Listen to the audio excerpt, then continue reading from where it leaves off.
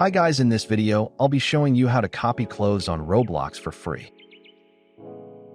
Head over to the marketplace and find the clothing you would like to copy.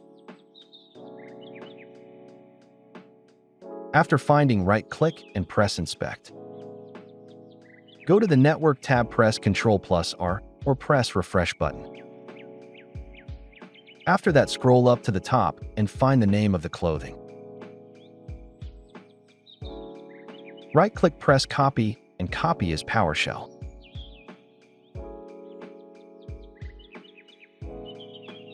Press Start now. Enter the file and your password/PIN. Press Submit. After it says Success, there will be the clothing template pop up. Hope you enjoy.